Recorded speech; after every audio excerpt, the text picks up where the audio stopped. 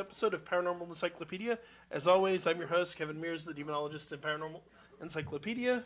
I'm joined by Baron Voltage, a recreational hypnotist and a small medium at large. I finally got that joke! Yes! And of course, Brian McKinley, vampire author and godfather of vampire thrillers. And we have a guest tonight who's a good friend of the show and a great YouTuber, Yes. Virgo Triad. Virgo, you there? Hi, everybody. Hey! Hey. Hello. So there's a couple quick things before we get into tonight's interview. One is we need to do our first ad, of course, which is, folks, I definitely recommend checking out, if you haven't already, Audible. It's a great source for audiobooks. There are tens of thousands. And if you go to our link, which is audibletrial.com/paranormal and the letter E, audibletrial.com/paranormal-E, you get a free 1-month trial and a free audiobook. If you cancel the trial, you get to keep your audiobook. Again, tens of thousands of choices. All of Brian's books are on there. Good reads. Tons of other really good choices, all that you can get for free. There's the massive collection, the most complete collection of vampire stories ever that I got. That's 50 hours of vampire stories covering over 100 years. All of Anne Rice's work as well. Yes. And Bram Stoker and everybody else. It's a great option. Yes. I do know that I have somebody specific listening who has challenged me to address the subject of ghosts in the Bible. That's not tonight's subject, so we're not going to be getting into that. But for you who's listening, I'll make a point to cover it next week, since We were still doing angels at one point. So. yeah. We'll visit it. So also, They'll be there. To let you guys know, well, no, this is somebody who doesn't like me very much. Oh, good. But to let you know, there's a couple of special events that have happened. One is that last week marked the 3-year anniversary since I first started on YouTube.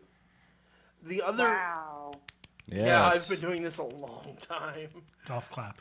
Yes, golf clap. And then the other one is that next Thursday is going to be 1 year since we started here at Hamilton. Yeah. Again, we're going to be doing the big thing for the 50th episode to encompass all three, but we're still going to do kind of a retrospective. We're going to reach out to some guests and see if they'd like to call in for next week. But that pretty much brings us up to date. So you've been a guest before, Virgo, but for anyone who's new, why don't you introduce yourself and exactly what it is you do on YouTube? Okay. I am the owner and operator of the Virgo Triad channel, and primarily what we do is debunk scams, and we expose con artists, and if you want to take a look on YouTube, just go to the, just type in Virgo Triad. It will come up for you, and you'll be able to see about 240 videos where we have exposed different con artists and different scams. We do a lot of looking into the sovereign citizen scams and the Patriot movement scams. So that's primarily what we're doing. All the awesome. We thank What you for avoiding that. international justice, of course. Yes. International fugitive from justice. So did anything ever more come out of that? Out of the, Arrest I'm warrant. sorry, repeat that, please. Did anything The more come out arrest of the other warrant. warrant? Or out of the arrest warrant. Yes, the bogus arrest warrant. Actually, it's still under investigation. I mean, that occurred in early June, and they've had it, the FBI's had it, since then. And they've checked in with me a couple of times, but the bottom line is it's just still in investigation. There isn't anything else that's come out of it from the other side, if that's what you're asking. Nothing at all. I haven't heard anything from them. Good. That's But always yeah, good to hear. they wrote some ridiculous things, of course, and so. But it was quite threatening, and as a result of that, it had to be turned over to the law enforcement. And I know that they're still investigating it. They won't say much of anything until they have completed that. But as far as the people that they're investigating, not one word has come from them that I'm aware of. No one has sent anything to me, in other words. Good. Yeah. That's always awesome. So, just so that everybody knows, the reason why this supposed attempted murder arrest warrant was issued, it is bogus. It was issued because I said the word sovereign citizen in front of a man's name. I was reading an actual article from the Southern Poverty Law Center, and as a result of that, they decided that, it wasn't the person who wrote the article's fault. It was Virgo's fault. So we're going to go after her for quote-unquote attempted murder. How that translates into attempted murder, I couldn't tell you. But not by any that's reasonable convolution of the law. But no one in the sovereign citizen movement seems to qualify as reasonable. Yeah, it's true. Yeah, I mean, the mere term alone kind of gives me a headache. I can't imagine most of these guys have even seen an episode of Law and Order, much less actually studied real law.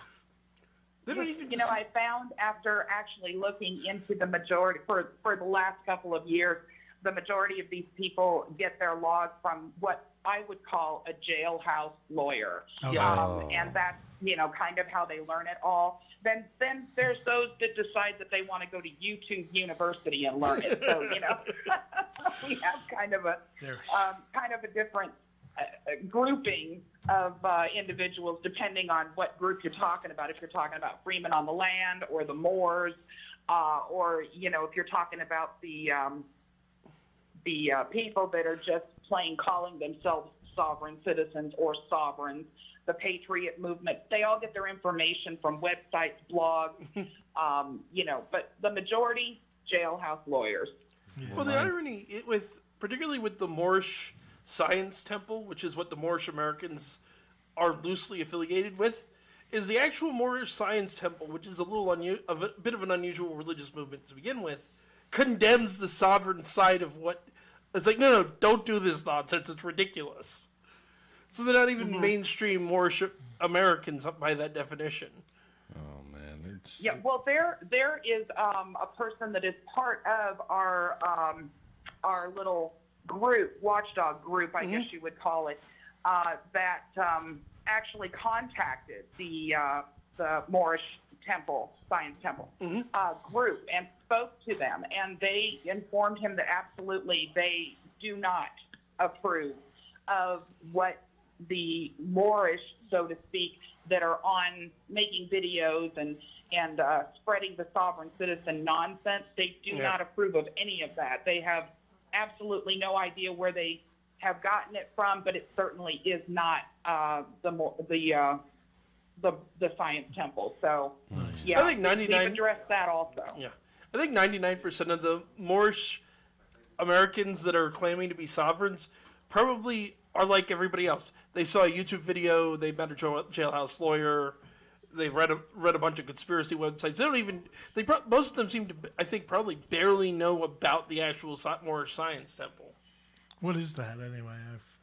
Well, the thing is that the majority of the time, these people end up falling into it for one reason or another that has to do with attempting to try to get out of some sort of legal trouble. Yeah. So a lot of times it's just a traffic ticket, and there's so much misinformation all over the place online, but primarily within these sovereign citizen groups. And please just don't misunderstand me. When I say sovereign citizen, I'm specifically talking about those that are under that umbrella name. So the Freemen on the Land, the Moorish, the sovereigns, the different groups that fall under that umbrella. Because there are a lot of them. I'm sorry? There are a lot of them. There are a lot. And they primarily they get their information off of videos and off of websites, and there is so much misinformation. It is scary. Yeah, I mean, it is really scary. I mean, we've gone on and attempted to try to show where if you actually do a Google search just for certain taglines that they use, you come up with pages and pages of nothing but information that's inaccurate. And before you ever get to anything that's real. So it's really kind of scary in terms of what the general public would be able to pick up and think that it's accurate. But anyway, these guys primarily get into this or fall into this because they're looking to get out of some form of legal trouble. Yeah, no doubt. I mean, you look, and the sad part is you look at some of the videos that Van or Balin or Scam Stingers put up, and it's like, You guys realized you just talked yourself into more legal trouble than you started with. Yeah. Because you get these people. Yeah. It's like the cops are going to give them a warning and let them go, and now they're getting taken to jail. Exactly. And it's really interesting how cultish these types of things become, because it's almost like they get it in their, it somehow gets hardwired into their mind. And then it no longer is just, I want to get out of this traffic ticket, or I want to get out of this court case. Now it becomes a matter of, no, I know my rights and I'm going to stand up for my rights. And they never really actually truly investigate what their rights are versus what they aren't, or what is legally accurate versus what is pseudo law. I can actually, I might be able to psychologically explain that. That there is a psychological explanation behind that, though. It's it's something that we run into a little bit when it comes to the hypnosis world, where people will allow themselves to exhibit or experience certain types of behavior that they normally would not, and the only reason why they're as inhibited as they are is they don't have anybody to blame for it. And a person tends to be a lot more susceptible to, for instance, acting like a chicken if they could point the finger at somebody and say they did it, more than anything else. And when you're dealing with stuff along lines of, like, you know, scamsters, legal troubles, and what have you, as long as they can place themselves under any sort of umbrella, label, organization, one way or the other, that will foster along the lines of, it's not your fault. You know, you ate that light doing about 105 and slammed into the... It's not your fault. It's the fault of the Big Brother conspiracy, you know, rawr. And it gives a person a nice warm feeling. It boosts the serotonin and God knows how many other brain chemicals going through the brain, where you all of a sudden feel justified for being a total and absolute douche. Yeah. Just about right. I think you can attest to the fact that I just recently did a video on the fact that people enjoy the feeling of actual rage. It gives them that absolutely correct. adrenaline punch that they're looking for in order to feel more powerful than who they perceive their attacker to be. Of course, because the rage in and of itself, it boosts the adrenaline, it kicks every single bit of your, it kicks the heart rate up. It's like a drug. Yeah, it very much is. Or get to my vein. But so I mean, mainline the rage. A lot of this, and I'm not complaining because it's all good, but we're covering what we did last time. So what we did want to do this time was get a little into some of, because you're very much a watchdog and talking about scams. And aside from the reality of there's a lot of this sovereign nonsense, there's also the reality of the paranormal scams. And absolutely, I can imagine. You have a poltergeist? We can help you. Just give us your credit card number. Well, one of the first most common ones you'll find is the curse, and this is particularly common, and I use the term loosely because I don't mean to disrespect the actual Romani, but the gypsy fortune tellers, who you'll come in to get a tarot reading, and these are the shops you'll find out on Main Street, things like that, and they'll tell you you're under a powerful curse. I can break the curse, and then they'll name probably at least $1,000. Yep. And then you'll come in. Yeah, and I've heard instances where they continue. That's like a run-on scam. Oh yes, you're absolutely right. Keep feeding it. They'll tell you, oh, you've got to do that, and you know the magician side of me almost admires part of it because they do use some real sleight of hand.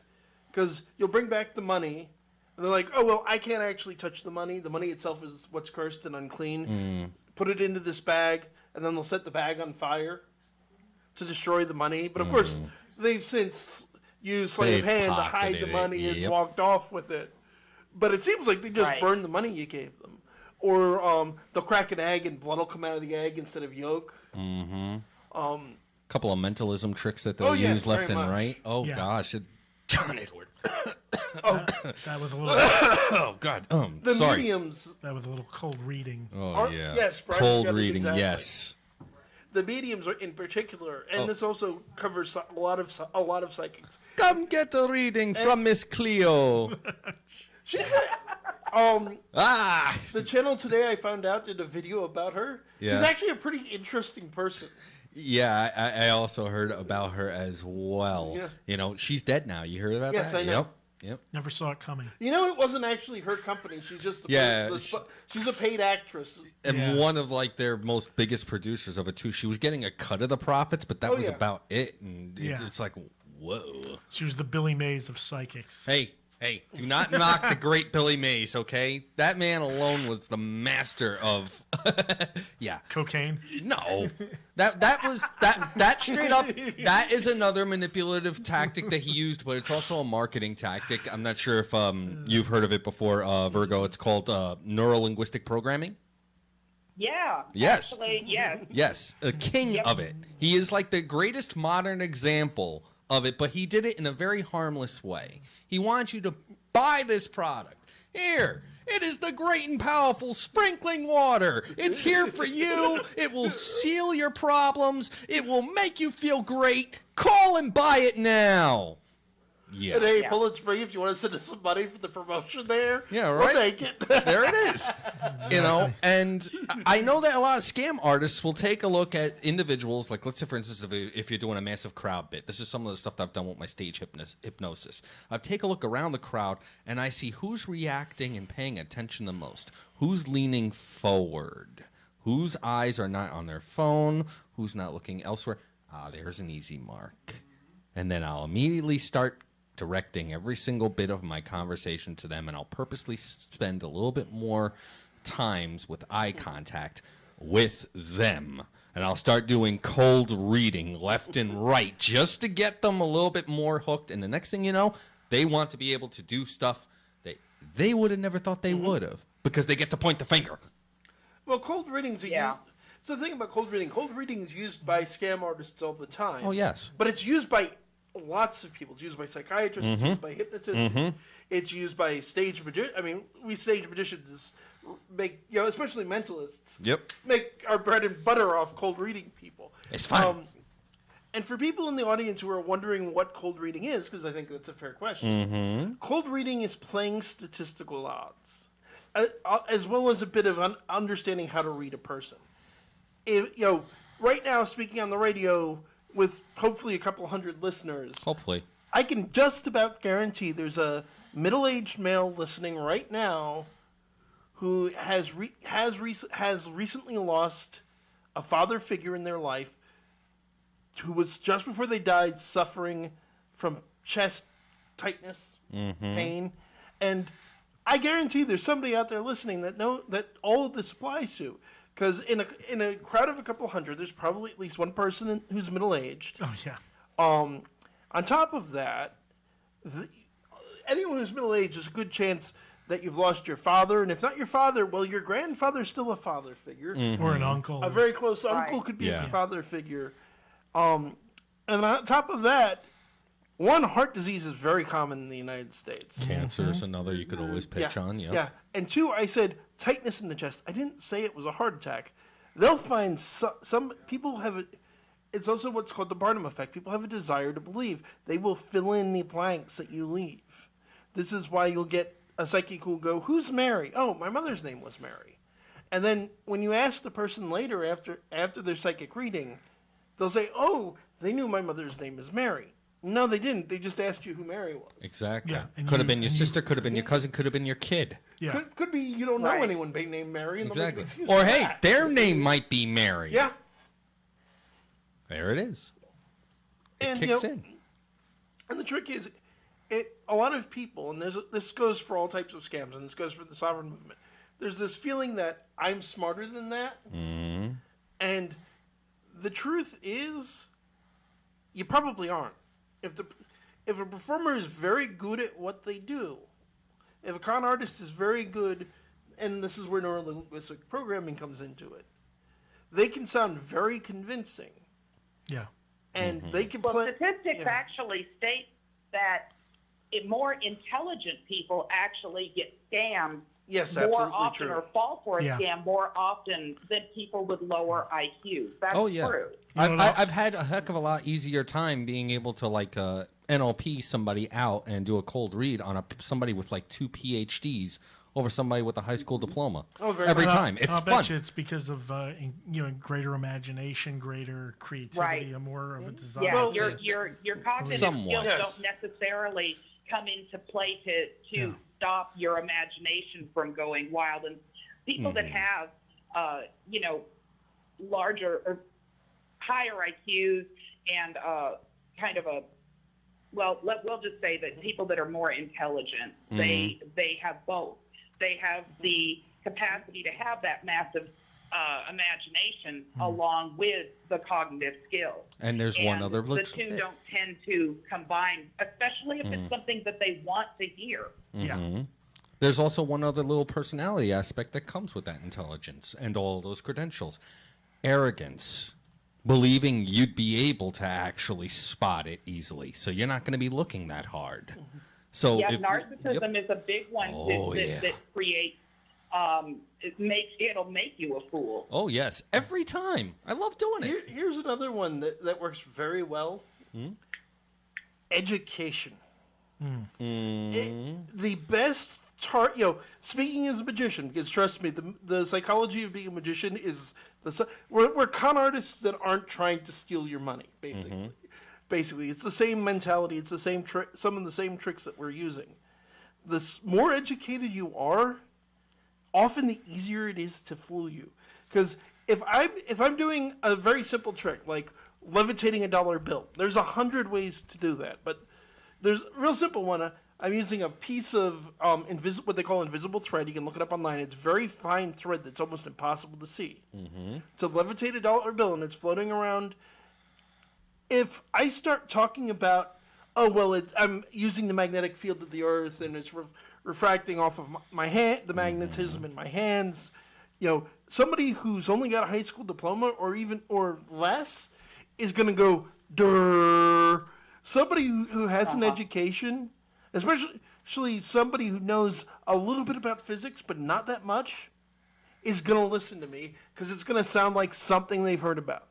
I can play off of what they know and what they think they know much easier than somebody who isn't. Because it's a secondary form of misdirection. You're using their intelligence against them by making them associate with it, as opposed to... I'm not saying that people with the high school diploma only are less intelligent than people that have, gone on to med school or whatever. It just means that they've happened to study a particular subject extensively. When you're dealing with a con artist, however, their job, their goal is to screw with you. It is to fool you. Yeah. So it doesn't matter how much intelligence you might have in the medical field, the psychology field, or even as a magician. Their job is to screw you over and fool you and pull the wool over your eyes. They all use a very similar set of steps in order to do that. Oh, yes. And the thing is that you might be great at doing practical illusions, maybe a little bit of mentalism here and there, and you'll be phenomenal at it. You'll have been doing it for years. But your job isn't to purposely use that against you. Their job is purposely to use your knowledge, experience, and general demeanor against you. This is how scam artists work. This is how cult leaders work. Oh, yeah. This is how, advertising agencies work. Telemarketers are known for it, too. Radio, I was about to say radio hosts. Like with everything else, you can use these set of skills for positive, or you can use them for negative. Yes. But unfortunately, in this case, they're used regularly in the negative. And, one of the things I wanted to mention is you were talking about kind of the run-on of the scam that goes on with, for example, a psychic cold reader. That's something that you can take a look at. Take a look at April LeJeune and her packages. You will see that when somebody is not successful the first time they present something to be paid with this scam, what she will do is she'll add additional, that's because you didn't file this piece of paperwork, or you didn't file that piece of paperwork. So no problem, we'll get you set up to file those. And so it's a run-on scam that she can continue to collect money in addition on top of and keep you stringing along for months and months and months. Sounds like a lawyer.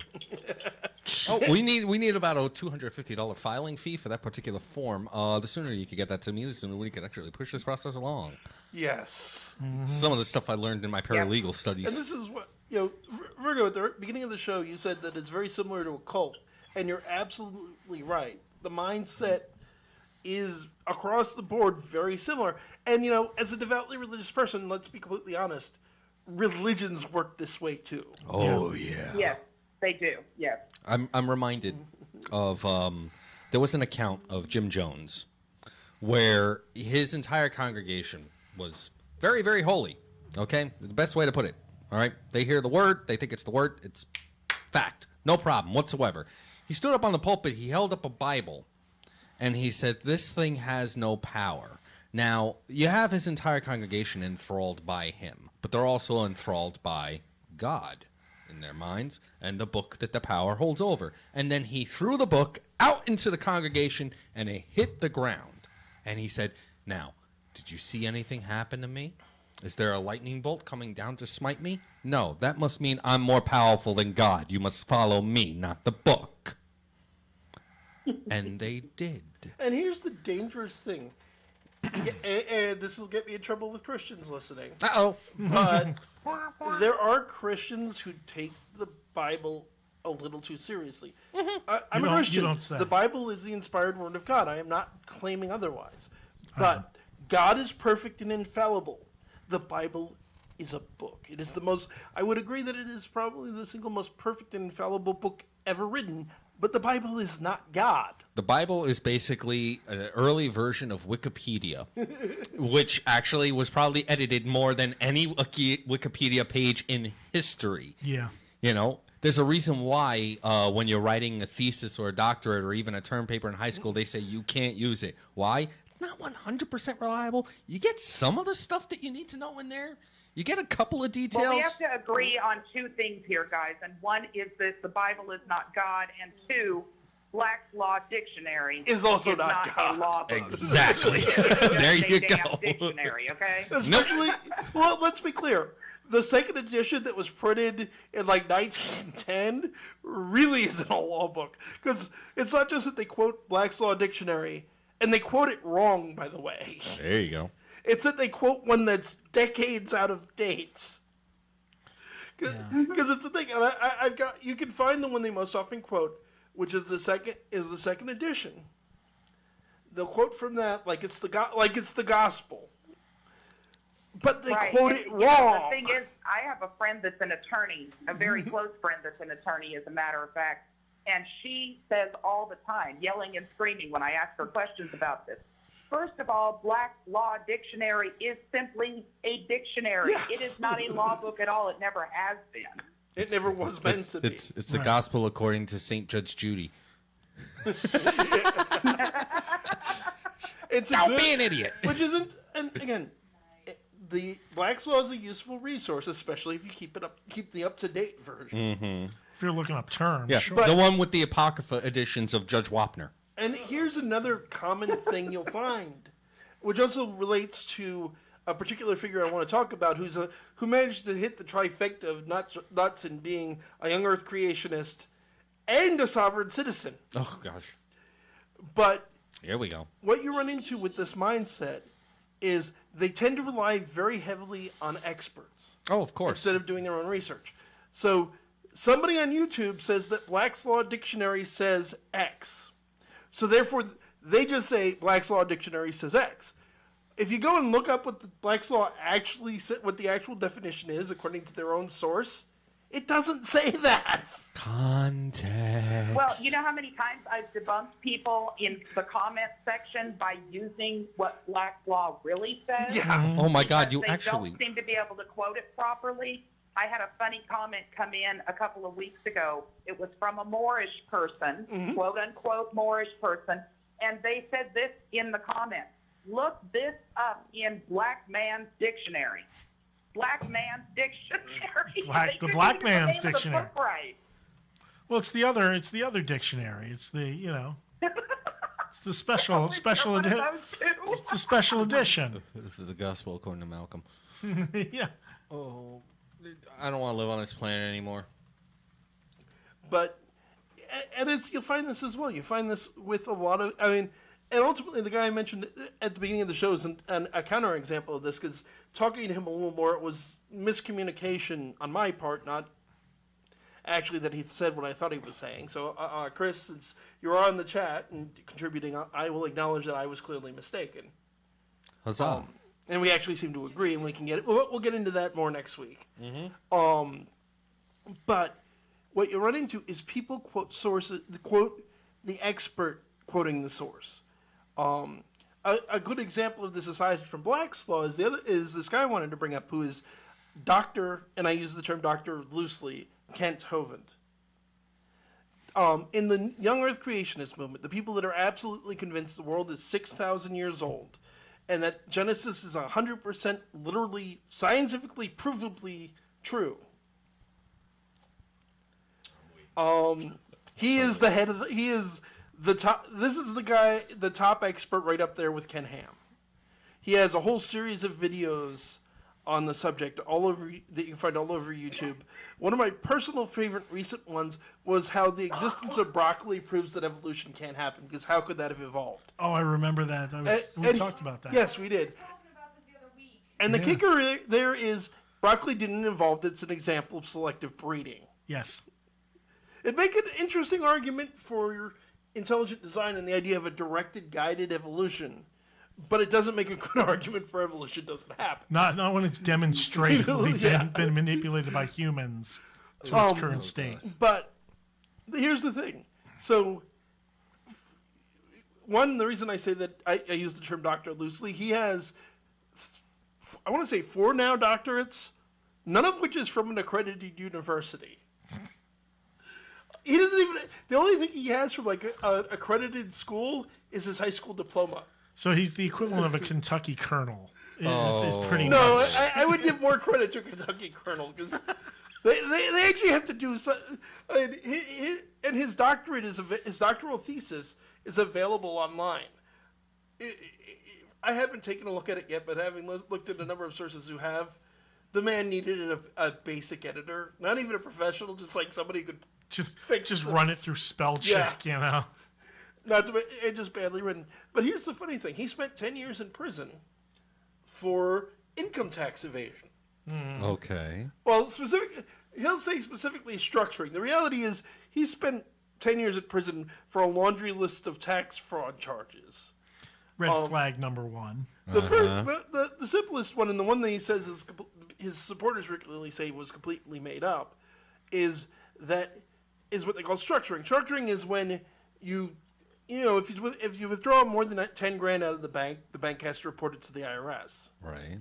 So instead, you send your flunkies to draw lots of things just under 10 grand out to get around the reporting requirements. Right. Okay. Yes, he did that. Yes, it's illegal because you're just trying to con the IRS out of having to pay them.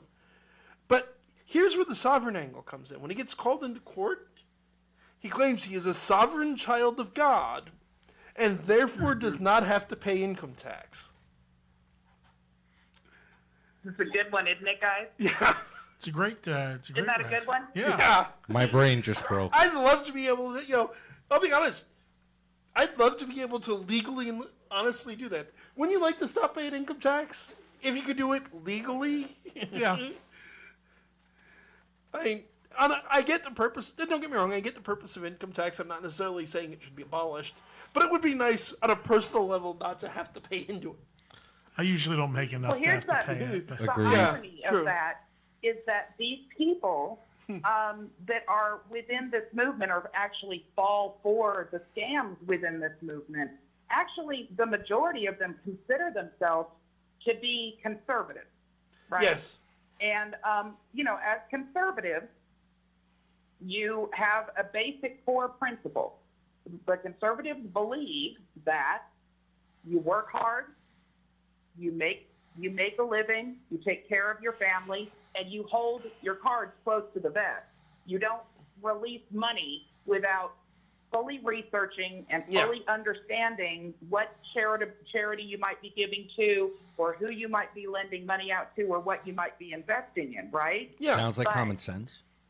But when it comes to these scams, when it comes to these particular scams about the secret trust accounts and the monetized birth certificates and all of these different scams where they are being told that there's millions of dollars put in trust accounts for them, all of a sudden their viewpoint goes straight from being a conservative supposed viewpoint to now all of a sudden it doesn't have to be money they made. Now it can be money that somebody else put aside and their name was on it, so therefore they're entitled to it. Oh yeah, no, This they is just the want to group get of paid. people that claim that they do not want big government, or they do not want, there to be in certain parts of income tax because of the social welfare programs. Mainly is what the bigger complaint that I've noticed is. But yet, when it comes down to this being entirely based upon HJR 192, which they misinterpret all the time. Oh, yes. All right, but what their thought is that, hey, this is my remedy. And it doesn't matter whether I made this money or not. I should have it. It should be mine. Now, all of a sudden, they're part of that social welfare program. It boggles my mind. And not just part of that social welfare program, they are the exact people that conservatives are complaining about. Because the reality is, having known a lot of people, well, I am right-leaning, I've known a lot of people on welfare, and most of them would be much happier if they could get off of welfare. Yeah. But the sovereigns of the world are holding their hand out and saying, gimme, gimme, gimme, gimme, gimme. I don't want to work, just give me money. So they are the stereotype that conservatives make fun of and uses to prop up, there shouldn't be social welfare programs. You are that person. When you're not giving me money, you're not allowed to have any authority over me either. Yeah. Whether you give me money or not, I am not, I'm outside of your jurisdiction, whatever jurisdiction that is. I'm outside of it. It's that I whole can break any law I want to break. I can stop paying income tax. I can stop carrying a driver's license and insurance. I can, do whatever the heck I want to do because I'm me and I'm a sovereign. Again, it comes down to that whole psychological bit of I have more power than everybody else, and you know what? That it's a, I guess you could call it a tribute to the mentality of money that is gifted is so much sweeter and a hell of a lot more enjoyable than money that is earned. Well, and it's like you were saying with the psychological thing. It's also everybody wants to feel like they're in on the trick. Oh yeah. Everybody believes that there are these certain tricks. They know that there are tricks that rich people use to stay rich and to avoid paying taxes. They want their tricks too. They want to feel like I have this edge that I know about that other people don't. I know the trick to staying rich. And when somebody presents them with this, starting with a lot of money. Yeah, that's what it is. Be rich. Being born into money. Yeah, I do want to give out the number real quick because we have in fact hit over the hour mark. In fact, yes. Huzzah! So if anybody would like to call in to questions and comments, feel free at 609-807-2492. 609-807-2492. I do want to point out in general that we love all our callers. We love our callers too. We don't necessarily, you don't have to wait till I give the number out. That's why it's on the bottom of the screen. Oh, yeah. I just do it to try and nudge people and try and get a call in from once in a while. I also want to say with what Brian's saying, because Brian, you're absolutely right. People want to feel clued in. Yeah. Oh, and that mindset underwrites all of this so much. Why do people love conspiracy theories? Because I know something you don't know. They can be part of a secret club. Exactly. Not supposed to talk about that. That's why people are part of a big part of why people are in the flat Earth movement. Because everyone else is fooled. I'm the one smart enough to figure it out. Do you guys remember George Carlin? Oh yeah. Oh, my hero, a fellow airman, a fellow comm airman, as a matter of fact. Yes, I do. I was actually at his last venue. Made a comment on one of his stand-up routines at one point where he said, it's a great big club and you're not in it. Yes. And in this case, it's a great big club and nobody's in it because there is nothing truthful about these accounts at all. And I just have to make that absolutely clear because a lot of people that run across my channel and that will run across yours too are not going to understand that it's not just about these people that are selling packages not knowing what they're doing. These accounts literally don't exist. So anybody selling the account or selling the packages are selling fraud. It does not exist. So I just wanted to make sure I made that clear. Oh no, I've seen so many people. It's like who go on your channel and then their comments are like, "Well, so how do I do this?" Right. Or can I pay you to do it for me, Virgo? I love that one. Yeah, exactly. Because obviously you must know. Well, a good example, and Christopher Fowler brought this up originally, which was the charlatans you find on TV today who do so much, particularly the Christian preachers who do so many scams, and historically, the Peter Popoffs, the Bakers, all of these people who have done all these ridiculous, shameless scams in the name of God to make money. Their big slogan is, God is all-powerful, all-knowing, all-present. Just can't handle money. He needs money. He loves you. He needs money. Well, there's the one, and I don't remember which one, but there's the one who was like, God is going to strike me dead unless you donate enough money. Oh, God, yeah. God needs that new Lear jet. Oh, I wanted to call that Yeah, bluff well, what so I don't much. understand is, here's what I don't get. I mean, breaking it down to all seriousness, you guys, what in the hell is God trying to buy? Exactly. What does God need with a starship? Yes. What is he trying to buy with all these greenbacks? I don't get it. Don't you get it? Greenbacks make the world go round. No, wait, go flat. Damn it. I wish I do. I mean, this is why I'm the comic relief. Again, there are Christian, there are Christians preachers in the world that we're not harping on, because they're, my mentor, the late Father Joseph Rose, he ran an inner city church, lived in a row home, not a townhouse. I mean, he lived a very simple life, and didn't ask for gobs of money. And every time I talked to the man, it was, I can't talk very long, Kevin. I've got to go visit somebody in the hospital who's sick. Mm-hmm. I've got to go visit the old folks' home to cheer them up. Every day he was doing, all of his time, unless his medical issues made it physically impossible for him to do so, was spent doing his job, which was tending to the flock. And there are many, preachers out there like that. Not just Christians either. I don't want to make it sound like we've got a monopoly. They are the biggest, though. You got to admit. Maybe. I hate saying it. They're the most publicized. They're the most televised. Yeah. With the exception of a slight period during the 90s when you had the big, the John Edwards of, media left and right. Oh, yeah. That was mostly in the mid to late 90s. But for the most part, I mean, the televangelist movement alone. Wow. Yeah, I agree. Oh, no. I wish we had their ratings. In terms of the scams, well, no, I was saying the positive side, Christians aren't the only ones. True. The negative side, Christians aren't the only ones running scams in the name of God, but we almost corner the market. Oh, gosh, yes. The only other ones that are worse than that are the Scientologists. No, I'm not saying that out loud. The other ones that are, the ones that are the worst of the worst that are the various cult leaders. Oh, yeah. Tom Cruise is coming for you. No! He's too busy being in the closet. But you're in the closet. And again, it comes down to a lot of it. And I think the Bible says something very good on this subject, which was the love of money is the root of all evil. Or sometimes, and I think it's far easier for to slip a camel through the eye of a needle than for a rich man to enter the kingdom of heaven.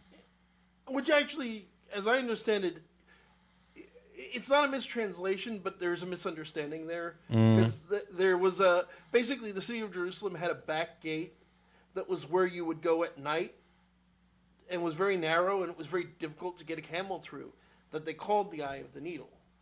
And because rich men, there are good, honest, hardworking rich people out there. George Burns. He was God. Twice.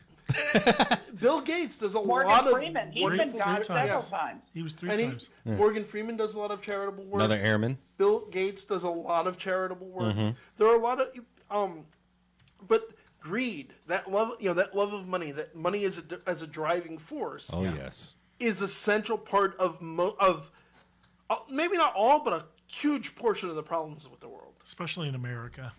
Oh, we always want more. Yeah. Want more? I want a bigger one. And historically, well, I don't know about all of this eye of the needle stuff, you guys, but I'll tell you what, if you don't believe that money is dirty, think of all the strip joints we've got in the U.S. Hey. There's nothing wrong with strip joints. Agreed. There is nothing wrong with strip joints. If anyone doesn't think that money is dirty, keep in mind that a significant portion of dollar bills have traces of cocaine. Especially all the hundreds. That's because of all the strip joints, Kevin. Oh, come on. That is not due to the strip joints. That's all to all the dealers on the corner. There's a difference. Yeah. Well, actually, what it really is the reality of Okay, in fact, 90% of U.S. bills carry traces of cocaine, according to CNN.com. Just shows the circulation. Well, what it is because it's a powder and the way that cocaine powder works, if it's on one bill, when those bills get sorted in a bank and put together, it spreads to all of them. Okay. So it's more that than actually that 90% of the dollar bills in the country have been used to snort. It's 7 degrees of Escobar. This dollar touched this dollar, that touched this dollar, that touched this dollar. That was from cocaine. It was from the 80s, man. It was the 80s. Dollar. I have to say, Christopher, he and I started at odds with each other on YouTube. I'm starting to like this guy. His comment was, those poor girls are working their way through college. Yes, Yep. every one of them. They're all would-be lawyers. I need to know, seriously, what educational institute is taking singles? I got to know. Come in with the Seriously. the big bankroll of singles every. Of course. You know what? This should cover my tuition for the next 3 semesters, please. Yeah. And by the way, I didn't say there was anything wrong with the strip joints. I said the money is dirty. Oh, that's true. Given where it winds Don't up be going, putting words in my mouth. Don't do that now. I'm sorry, Uh-oh. but you're absolutely right, and that was bad of me. It's true. Bad Kevin. My boxer is sitting here staring at me, trying to figure out why are you talking to yourself? Because I'm on Bluetooth. Well, that's always the thing with doing YouTube or doing radio. I remember seeing a thing, describe what you do for a living badly. So I picked doing radio. So I described it as sitting in a room and talking to thin air. About, specifically in my case, I sit in a room and I talk to thin air about things that most people don't believe in. So, in other words, paranormal research. I'm sorry, I had to do that. No, that's totally fair. Do that. That's totally fair. Considering I'm a medium, that feels ask bad. You, somebody texted me just a minute ago and asked me why it is that they can't. Are we not on live on YouTube? I thought we were. No, we weren't able to explain that. Oh, we're on Facebook. We're on live on Facebook. Unfortunately, it'll go up on YouTube after the show. Oh, okay, all right. I will let them know that then. Yeah. Yeah, I'm sorry about that. Sorry about that. No, that's fine. It's a flurry of technical problems. This does, although your Technology. comment about the paranormal does lead me to another group of scam artists I want to comment on. Yes. Oh, please. There are a lot of paranormal groups out there, and I'm not going to name names, that are ripping you off. Name them. No, actually, Taps is... No, I'll comment on your Oh, bless. cough, Yeah. specifically because of what I know. Taps is one of the better groups. Yeah. I don't know the guys personally, but my mentor, Lou, had worked with them and never had anything bad to say about them. As far as I know, they're a solid group. But there are groups out there that if you go to them and say, help, I have a poltergeist in my house, it's $750 to have a phone call consultation, and then it's going to be $1,000 for the investigation, and so much for the exorcism. And if anyone out there goes to a paranormal group and they quote you a price on investigating your house, Hang up the phone. yes. Yeah, this isn't Ghostbusters. Yeah. It's the same thing with tarot readers. I had no idea that Yeah. they were out there charging that kind of money. They are, unfortunately. And yes, our Yeah. producer Beth's absolutely right. You run into the same thing with the tarot readers that charge ridiculous. The thing is, most of them, when they're not doing it properly, That's or terrible. Yeah. Or if they're faking it, they'll do it back to back to back to back to back, and it's the same thing with the cold reading that Yeah. Chris was going on about earlier. Or they're just very good at your cues. Mm-hmm. Mm-hmm. Very well. Yes. Whereas somebody who is actually, and I say this because I've read myself, Yes. and it's a draining process, and there's no real set time limit. They try to have a particular time limit, even the people that do it, but the thing is, if it's that important, and especially if it's a complicated read, it could take the better part of an hour and a half. That's because it's information you need to know. Yeah. Mm-hmm. But I'll say this, folks, if you need somebody to investigate your house, feel free to reach out to me. If you're close to New Jersey, I can come out personally. If you're not, I have contact with other groups around the country and even around the world to some extent, and I will help you find somebody. And the rule that I go by and the rule that groups that I work with go by is this: if you're within 2-hour driving distance of where I live, I won't charge you a penny. If you're outside of that area, you're going to have to kick me. If you really want me to drive to upstate New York in the middle of the night, you're going to have to kick me gas money. Just gas money. Yeah, which is and not tolls. unreasonable. And tolls. Yeah. And also, realistically, if I'm going to have to be there overnight, expect that I'm going to crash on your floor or couch. If you've got the money and you want to do it, you're free to stick me in a hotel, but I sleep on couches, I've slept on floors. It's the reality of the situation of the fact that I'm not independently wealthy. I can't go as much as I would like to, I can't go all over the world trying to help people with this. On the other hand, this is also why there are legitimate groups all throughout the United States. If I can't help you, I will help you find someone who can. Some other good resources to look into would, in fact, be the Atlantic Paranormal Society, aka TAPS, New England Society for Psychic Research, Paranormal Research Society of New England, and Paranormal Society for Presney. And I should remember them because I know all the people who run it. I really should remember what it stands for. It's Paranormal Society for Research and Education, which is based in Pennsylvania. Okay. My All neck of of whom the you woods. can find by Googling it or by looking it up on Facebook, and they're solid people that will help you without charging exorbitant fees. Exactly. The thing is that if you have the capability to help people out and you're charging, no. No. I'll put it like this. The single most famous people that do specifically what I do would be the late Ed and his wife, Lorraine Warren, and Lorraine is still around. They're internationally known. They have movies being made about them. They had TV movies made about them back in the day. They've written a ton of books. They didn't charge. Yeah. They did not charge up a penny. Did not charge a dime. Yeah. Help people out. Yeah. Their nephew, John Zaffis, who's had his own TV series, Paranormal Collector. He doesn't charge. He's well known. He's written books. He talks all over the country. He has had his own TV series. If those people who are the best known and honestly have higher success rates than I do or almost anybody else, because they've been doing it longer and they know more than I do, I'll be honest. If they don't ask for money, what right do the rest of us who've been doing it for a few years have to say you have to pay us this ridiculous sum of money to help you? And we are sadly just about out of time. Virgo, before anything else, I want to give you a chance to plug your the various projects you've got going on right now, because I like what you're doing with that website and I want to see this happen. Okay. Well, right now the Virgo Triad channel has a GoFundMe account that I'm confident that Kevin will put up.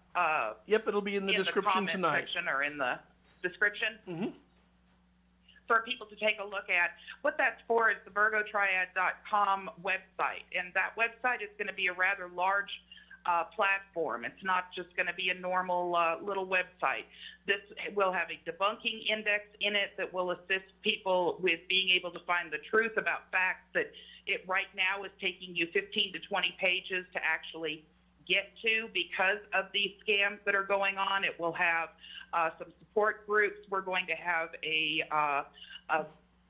fund that will be assisting those that are being taken advantage of that are disabled or elderly, very similar to what you see in the Attorney General's Victims Fund.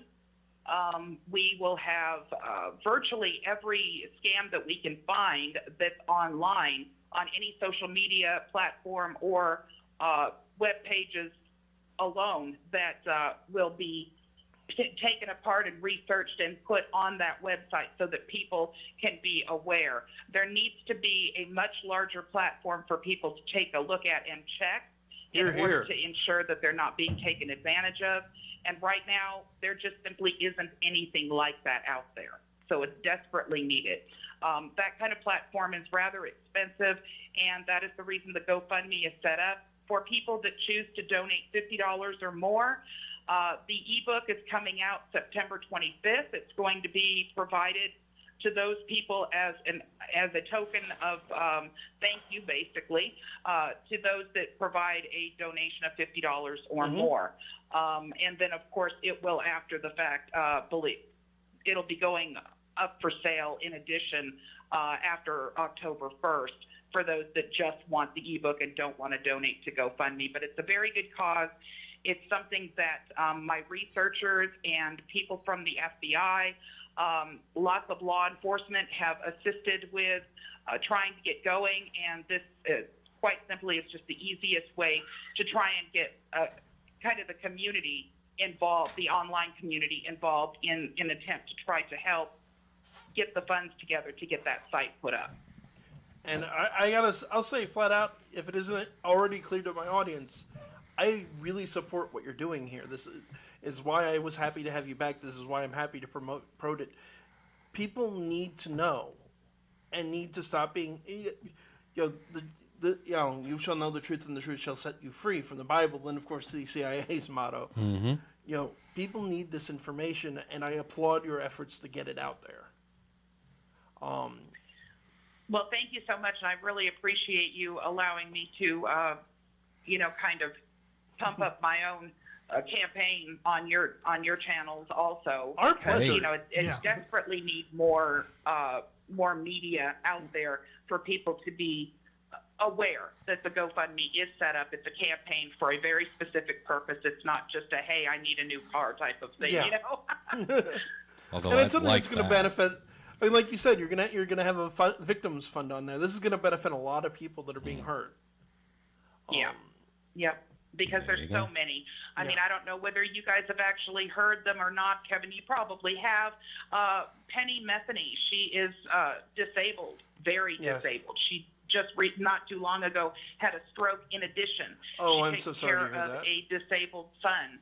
And she was taken by April or June. And then Kevin Buford, which is a disabled veteran who was recently taken by April or June. She preys on the disabled and the elderly. And I want to give a moment of thanks to those two people, because they're the ones that you interviewed on your channel, are they not? Those are two of the clients that I have, yes. I've also done all kinds of employees of hers. Yes. She's lost all of her employees because of this scam. But yes, those two, they were the most recent clients. I wanted to give credit because, I mean, it takes a lot of courage to be an employee of someone like April LeJeune and come forward, or her children, because you've had them on as well. But to have been hoodwinked, to have been fooled by one of these deceptions, but then to come out and say, you know what, I've been deceived, and I want to tell my story and make a stand so other people aren't, takes a lot of courage. And respect to those people that have been willing to do that. Yeah, they're incredibly brave, because believe me, the people that follow this movement they have no qualms about sending death threats and that kind of thing. And Penny in particular has taken a lot of brunt from these people. They can get very, very ugly, so it takes a lot of courage to come forward. Indeed. Unfortunately, that is going to do it for this week. Baron's going to read off our last ad, and then we're going to have to get going. Virgo, thank you again so much for coming. You are always a pleasure. Yes. Thank you so much, you guys. And have a wonderful night. Very awesome. You too. All right, time for me to turn on the dulcet tones. Yep. Very well. Now a word from our sponsor. Now a word from our second sponsor. Everyone is concerned about internet security these days, from governments to major corporations. Even the average internet user should be concerned about who's seeing your online information and how that information can be used. NordVPN is the answer you've been looking for. A VPN is a virtual private network that protects your IP address so that your online activity is protected by a military-grade encryption. The way it works is you connect to Nord's protected network, and then they connect to the internet. It is a layer of protection between you and all the viruses, malware, and snoopers out there. Nord works on all devices too, not just computers. Your phone, tablet, whatever, up to 6 devices at a time, regardless of what operating system they use. Nord works with them all. Access all the internet content you want, streaming media, websites, and social platforms. Nothing is restricted on Nord. So it's a great way to get around those pesky firewalls at work, or maybe if you live in a country that's not so internet friendly. They have easy plans starting at a month for $11.95 down to 3-year plans for as low as $275 a month. Check it out risk-free at nordvpn.com, and you'll be glad you did. Remember, there's a link in the description below to help out the show by checking out Nord, as well as there'll be links for the Audible trial, Nord, and Virgo, both her website, her YouTube channel, and her GoFundMe. Check all those out. I want to remind folks of a couple of details. One is the interview I was supposed to do on Sunday with Skylar Fiction is being pushed to this coming Sunday. I've had some back problems, so we had to just shift things around a little bit. Skylar's a very nice guy and very understanding about it. It's probably going to be, it looks like we're going to be doing it at 10 o'clock Eastern Standard Time on the Skylar Fiction channel on YouTube. I'll put a link in the description.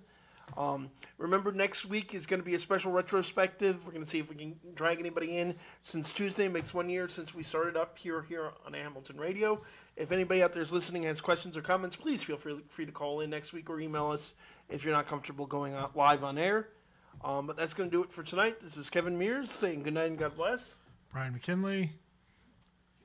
And Baron Voltage. You're not going to do the lightning rods? Oh, I was waiting on him. He kind of threw me off a bit. You guys are disappointing me. Well, I always say avoid lightning rods because I don't want to get zapped again. We're running late. I was trying to cut it short. But good night, everyone. Thanks for listening. God bless.